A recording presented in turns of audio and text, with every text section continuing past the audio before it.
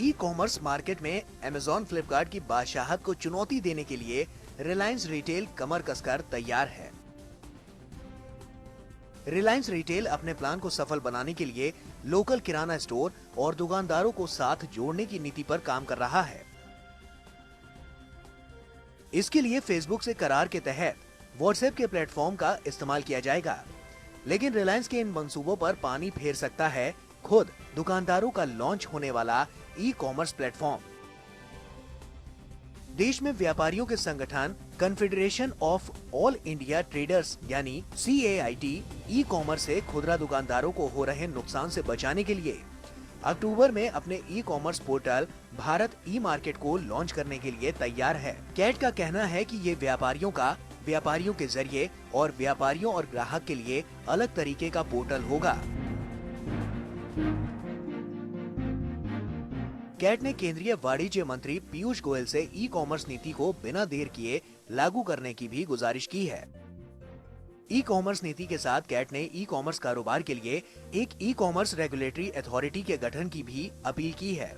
इस अथॉरिटी को e commerce नीति का पालन न करने वाली कंपनियों पर कार्रवाई करने का अधिकार देने का भी सुझाव दिया गया है। कैट का कहना है कि ई कॉमर्स के लिए FDI नीति में किसी छूट की जरूरत नहीं है। उल्टा उन्होंने ई कॉमर्स के लिए FDI मानदंडों को सख्ती से लागू करने का सुझाव दिया है।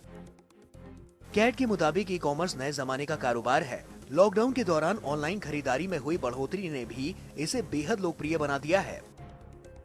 ई कॉमर्स कारोबार कोविड से पहले करीब 6% था, वो अब 4 गुना बढ़कर 24% हो गया है। शहरी इलाकों में तो 42% इंटरनेट यूजर अब ई कॉमर्स के जरिए खरीदारी कर रहे हैं। कैट का कहना है कि अगर सरकार खुदरा दुकानदारों के समर्थन के लिए जरूरी समर्थन नीति जारी करती है, तो भारत में दुकानें भारतीय अर्थव्यवस्था में अपनी महत्वपूर्ण भूमिका निभाती रहेंगी।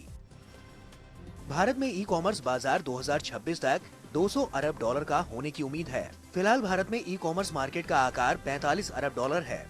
ये बढ़ोतरी देश में इंटरनेट और स्मार्टफोन के इस्तेमाल की वजह से है।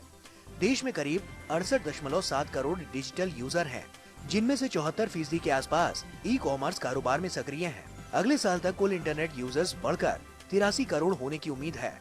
भारत में इंटरनेट अर्थव्यवस्था 2021 तक मौजूदा $150 अरब से बढ़कर $250 अरब तक पहुंचने की उम्मीद है। इंटरनेट से रेवेन्यू भी मौजूदा $50 अरब से बढ़कर 2021 तक $120 अरब होने का अनुमान है।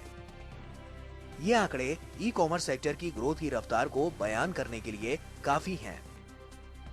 2007 में भारत में इंटरनेट की पहुंच महज 4% थी, जो 2019 में 52.08% हो गई। 5G तकनीक के जल्द ही शुरू होने की उम्मीद में ये संख्या बेहद तेजी से बढ़ेगी, जिससे भारत में तकनीकी क्रांति आएगी और बड़ी संख्या में लोग डिजिटल कॉमर्स को अपनाएंगे। Digital India, make in India, startup India, skill India और इनोवेशन फंड जैसी सरकार की अलग अलग पहल से भी ई कॉमर्स को बढ़ावा मिलेगा।